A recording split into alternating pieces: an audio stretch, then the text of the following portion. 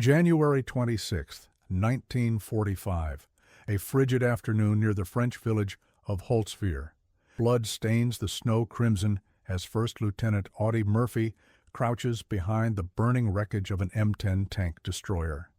His breath forms clouds in the biting cold.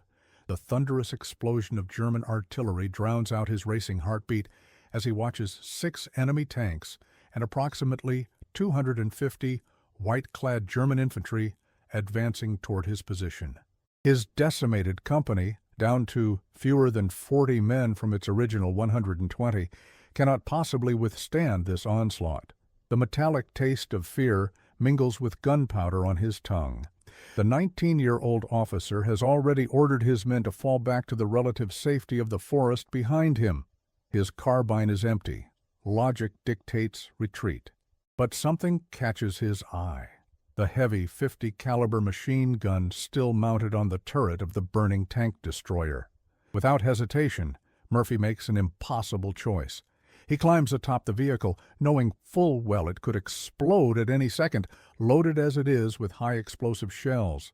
Grasping the machine gun's dual grips, he opens fire on the advancing Germans, his small frame silhouetted against the winter sky. For the next hour, this lone American would hold off an entire German company, killing at least 50 enemy soldiers and wounding dozens more. No one in the 3rd Infantry Division could have known that morning that a baby-faced lieutenant from the dirt-poor backwoods of Texas would single-handedly halt a German offensive and become the most decorated combat soldier of World War II. Audie Leon Murphy was born on June 20, 1925, to a family of impoverished sharecroppers near Kingston, Hunt County, Texas. His childhood home barely qualified as a structure, more shack than house, with no electricity, running water, or basic amenities that most Americans took for granted. The 5th of 12 children, Audie grew up in conditions that would break most spirits. His father, Emmett Murphy, abandoned the family when Audie was still a boy, leaving his mother, Josie Bell, to struggle with raising her large brood alone. By age 10, young Audie had assumed many adult responsibilities. He dropped out of school in the 5th grade to pick cotton for $1 a day, determined to help feed his siblings. As poverty tightened its grip, Audie developed a skill that would later serve him well on the battlefields of Europe: hunting. Necessity turned him into an expert marksman. With his single-shot .22 rifle, he became adept at bringing down rabbits and squirrels with precise headshots to preserve the meat. His mother often said, "Audie never wastes a bullet." In 1941, tragedy struck again when Josie Bell died, leaving 16-year-old Audie effectively orphaned. His siblings scattered to relatives and orphanages, tearing apart what little family unit remained. Alone and with few prospects in the depths of the Great Depression, Murphy's life seemed destined for obscurity in the hard-scrabble farmlands of Texas.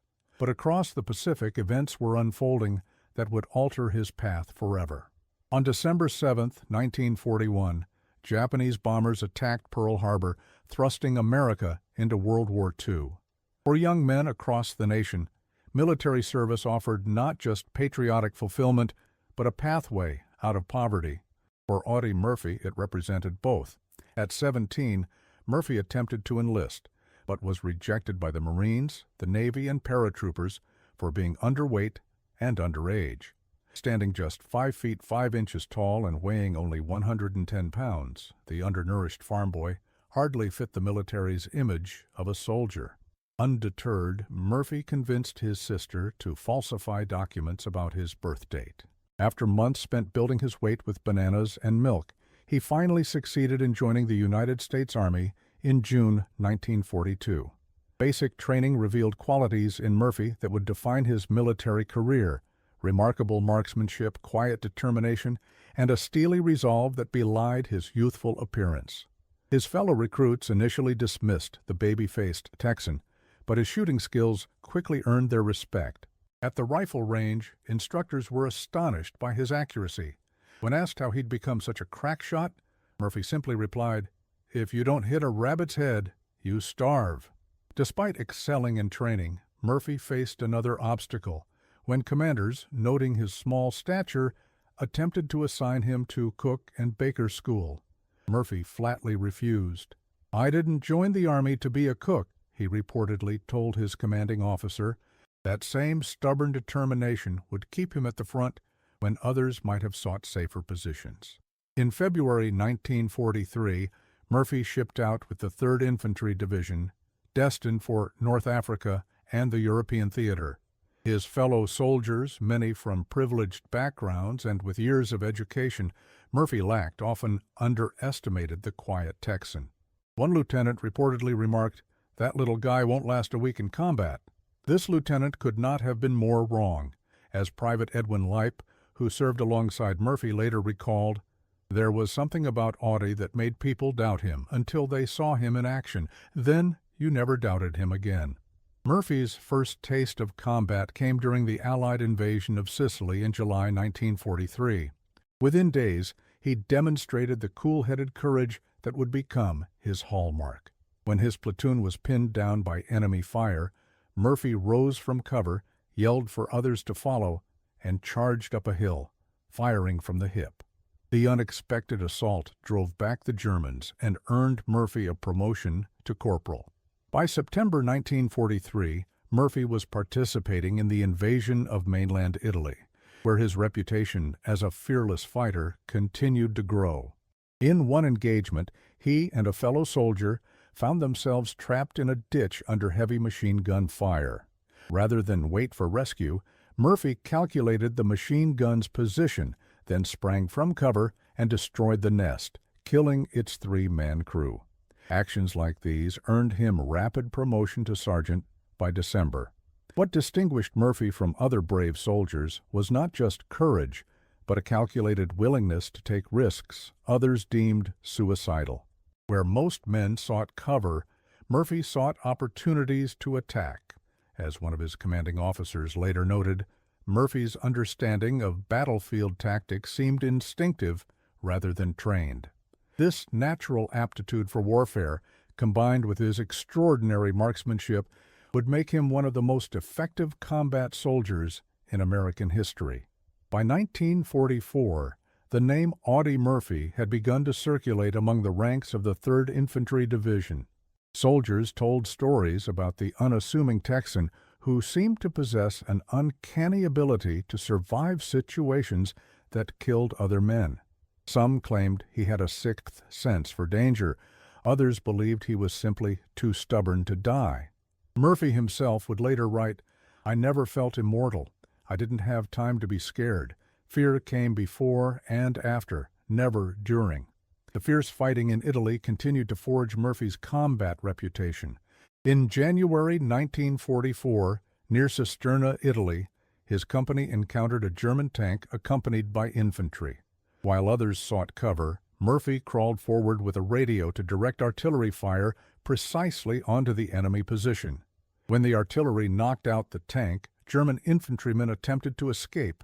Murphy, rising to his knees in exposed terrain, fired his rifle with such accuracy that he killed 8 enemy soldiers before they could reach safety.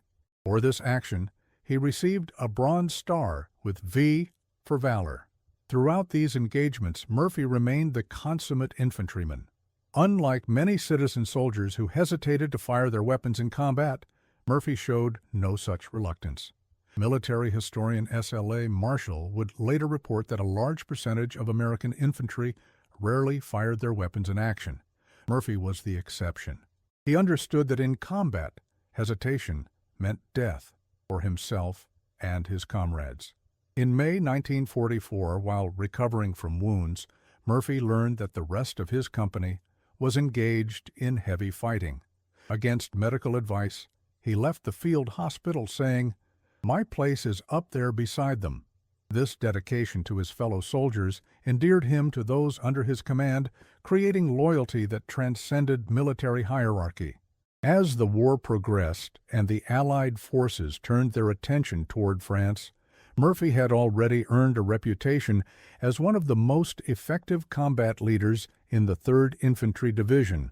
By the time he participated in Operation Dragoon, the invasion of southern France in August 1944, Murphy had been awarded multiple decorations for valor. but his most significant tests of courage still lay ahead. In October 1944, near Lomé Quarry in northeastern France, Murphy's company was ambushed by well-concealed German forces. With several men pinned down under heavy fire, Murphy moved forward alone to assess the situation. Discovering 7 German machine gunners, he eliminated them all with rifle fire and grenades. For this action, he received his first Silver Star. 3 days later, he earned a second Silver Star by leading his men in an attack on a German position, crawling ahead to scout despite intense enemy fire. His citation noted his indomitable courage and superior leadership. By January 1945, the war in Europe was approaching its final chapters. The German army, though in retreat on both fronts, remained a formidable fighting force. In the Colmar pocket of northeastern France, American units were tasked with eliminating the last German foothold on French soil. Among these units was Company B of the 15th Infantry Regiment, 3rd Infantry Division, now commanded by 1st Lieutenant Audie Murphy. The fighting had been brutal. Of the original 120 men in Company B, only 40 remained. All other officers had been killed or wounded. At 19 years old, Murphy found himself responsible for the lives of men often much older than himself. The burden weighed heavily on him, yet he never shirked his duty or sought safer positions away from the front. On January 23, 1945, the 30th Infantry Regiment attempted to capture the woods near the villages of Holzwihr and Riedwihr. The attack was a disaster. Unable to dig foxholes in the frozen ground and exposed to enemy fire, the American unit was decimated. The 15th Regiment, including Murphy's Company B, was ordered to retake this same ground the following day. The fighting was so intense that by the time Murphy's company reached its assigned position on January 25th, over 100 men had been killed or wounded. The company established defensive positions north of Holzwihr. From this location, the heavily fortified German-held village was visible across snow-covered fields. Murphy's position formed a rough U-shape, with 2 fingers of forest extending toward the village. 2 American tank destroyers were positioned along a narrow dirt road running through the woods, the only path German armor could use to advance on their position. Early in the afternoon of January 26th, Murphy contacted battalion headquarters for instructions. He was informed that reinforcements from the 2nd Battalion, 30th Regiment had been delayed. His orders were simple but daunting. Hold your position. At approximately 1400 hours, German artillery began to pound the American positions. Through binoculars, Murphy observed 6 German tanks and roughly 250 infantry emerging from Holzwihr. The enemy soldiers wore white camouflage suits, blending almost perfectly with the snow-covered landscape. Their intent was clear: to overwhelm the American position and recapture the strategic woods. Murphy realized immediately that his understrength company could not withstand this assault. Making a swift command decision, he ordered his men to fall back deeper into the forest while he remained at a forward observation post with a field telephone to direct artillery support. It was a calculated risk, remaining exposed while his men retreated to safety. As German tanks and infantry advanced, Murphy called in artillery strikes that temporarily slowed the enemy approach. But when the barrage lifted, the Germans continued their push forward. Murphy emptied his carbine at the approaching soldiers, then prepared to withdraw himself. At that moment, one of the American tank destroyers took a direct hit and burst into flames. The crew abandoned the vehicle, which continued to burn fiercely. What happened next would enter the annals of American military history as one of the most extraordinary acts of battlefield courage ever recorded. Murphy, seeing the .50 caliber machine gun still intact on the turret of the burning tank destroyer, made a split-second decision that defied all logic and self-preservation instinct. He climbed aboard the burning vehicle, fully aware that its ammunition and fuel could detonate at any moment, turning the destroyer into a massive bomb. From this exposed position, Murphy began firing the heavy machine gun at the advancing German infantry. The 50 caliber rounds tore through the white-clad soldiers, forcing them to seek cover. When the German tanks attempted to target his position, Murphy used the field telephone to call in precise artillery strikes, then resumed firing the machine gun between barrages. For nearly an hour, Murphy single-handedly held off the entire German force. With shells exploding around him and enemy bullets striking the tank destroyer, he maintained his position atop the burning vehicle. When asked by the artillery coordinator how close the Germans were to his position, Murphy reportedly responded, "Just hold the phone and I'll let you talk to one of the bastards." The scene was apocalyptic. A lone American soldier surrounded by smoke and fire, silhouetted against the winter sky, pouring devastating fire into waves of advancing enemy troops. The odds against his survival were astronomical. Yet minute after minute, Murphy continued to fight. German infantry, who made it close to his position, were cut down by his accurate fire. Those who sought cover found themselves targeted by the artillery strikes Murphy was simultaneously directing.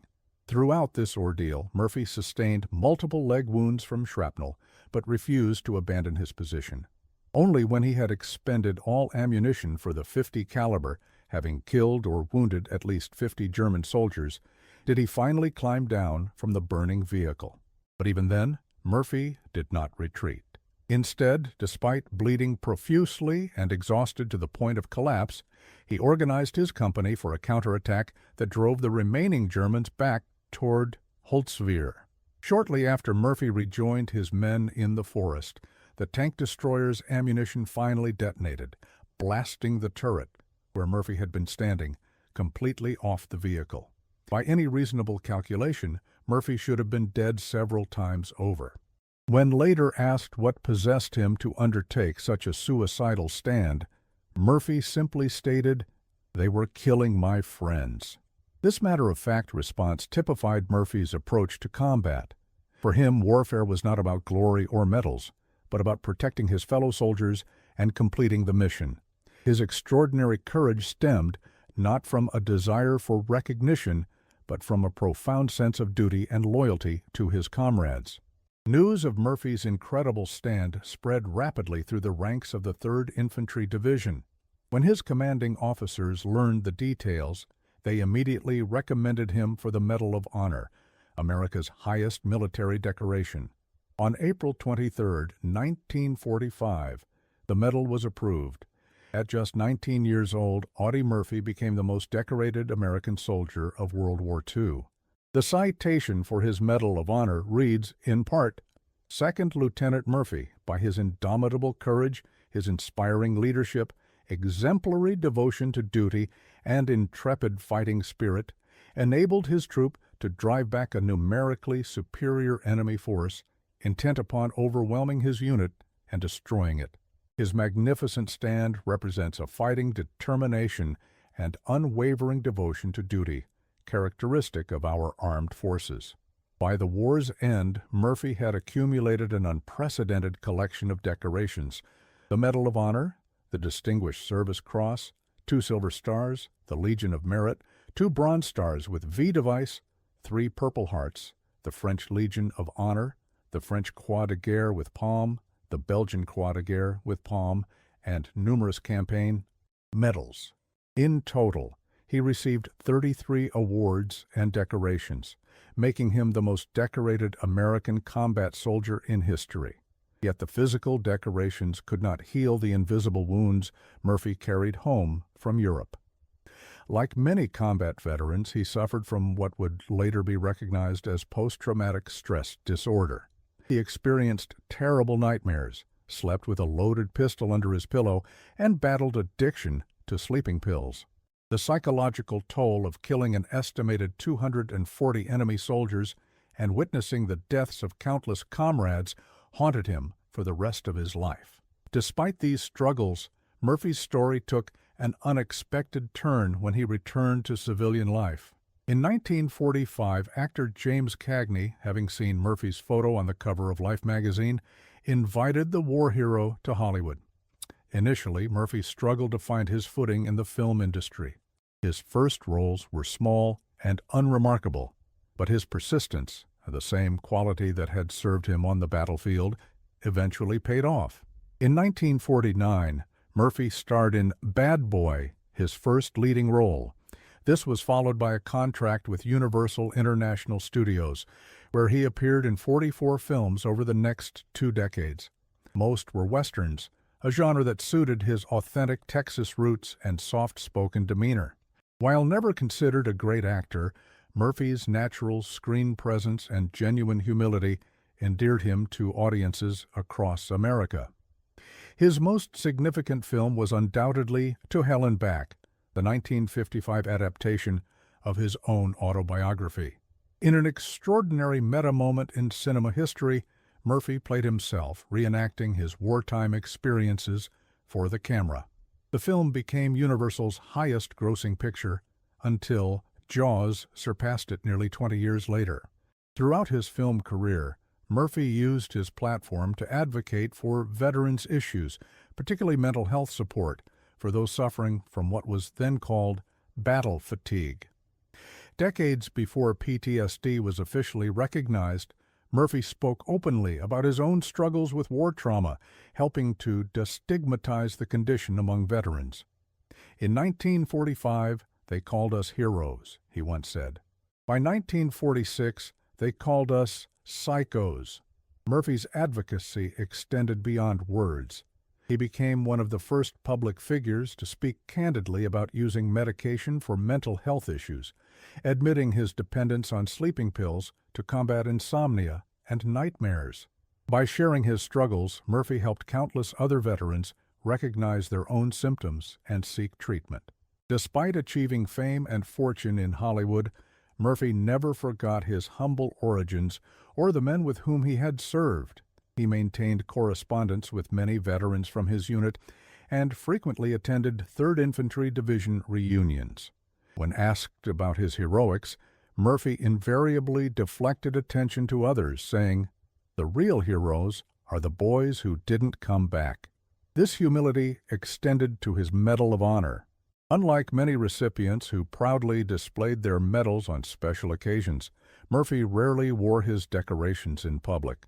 When questioned about this choice, he explained, "They're just medals. What matters is what they represent, the men who died earning them alongside me." In addition to his film work, Murphy developed interests in poetry and music. He wrote several poems about his wartime experiences, the most famous being "The Crosses Grow on Anzio," a haunting reflection on the cost of battle. He also collaborated with country music songwriter Scott Turner to write songs including "Shutters and Boards" and "When the Wind Blows in Chicago," revealing a sensitive, artistic side at odds with his battlefield reputation. Murphy's personal life, however, remained complicated. His 2 marriages, including one to actress Wanda Hendricks, ended in divorce. Friends reported that his night terrors and emotional volatility made intimate relationships difficult. The man who could face down an entire German company struggled to find peace in civilian life, often battling depression and financial troubles due to poor investments and gambling. On May 28, 1971, tragedy struck when a private plane carrying Audie Murphy crashed into Brush Mountain near Roanoke, Virginia, during bad weather. At 45 years old, America's most decorated soldier died instantly. The nation mourned his passing, and Murphy was buried at Arlington National Cemetery with full military honors. In a final act of characteristic humility, Murphy had requested that his headstone remain simple and unadorned like those of ordinary soldiers, rather than gilded as was customary for Medal of Honor recipients. The legacy of Audie Murphy extends far beyond his military decorations or Hollywood career. In the decades since his death, numerous memorials have been established to honor his memory. The Audie Murphy Memorial VA Hospital in San Antonio serves as a reminder of his advocacy for veterans. Military bases across America feature Sergeant Audie Murphy clubs, recognizing non-commissioned officers who exemplify his leadership qualities.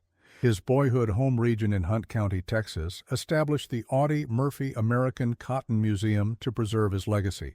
Perhaps most significantly, Murphy's life story continues to inspire discussions about courage, duty, and the true nature of heroism. Military historians study his tactical innovations and battlefield instincts. Mental health professionals recognize his pioneering role in destigmatizing PTSD among veterans. And ordinary Americans find in Murphy's journey from poverty to heroism an embodiment of the nation's most cherished values. What made Audie Murphy the most terrifying American soldier of World War II was not bloodlust or aggression, but his unique combination of tactical brilliance, extraordinary marksmanship, and absolute commitment to his fellow soldiers. German prisoners captured after encountering Murphy's unit often spoke of a small American who fought with uncanny precision and seemed impervious to fear. One captured German officer reportedly told interrogators, "We were warned about him, the little one. We were told if we saw him, we should surrender or retreat immediately." This reputation was not built on cruelty or brutality. Unlike some celebrated warriors throughout history, Murphy never took pleasure in killing. Instead, he viewed combat as a grim necessity, a job that someone had to do to protect others. This pragmatic approach to warfare made him all the more effective and all the more terrifying to his enemies. The stand at Holtzwihr exemplifies what made Murphy such an extraordinary combatant. When faced with overwhelming odds, he did not choose the path of self-preservation. Instead, he calculated the tactical situation and determined that someone had to slow the German advance to save his company. Without hesitation, he volunteered himself for what appeared to be a suicide mission. His ability to think clearly under extreme stress, combined with his remarkable shooting skills and physical courage, created a perfect storm of battlefield effectiveness. In the pantheon of American military heroes, Audie Murphy occupies a unique position. Unlike generals who directed battles from command posts, Murphy fought in the mud and snow alongside ordinary soldiers. Unlike politically connected officers who received decorations for minimal risk, Murphy earned every medal through direct combat action.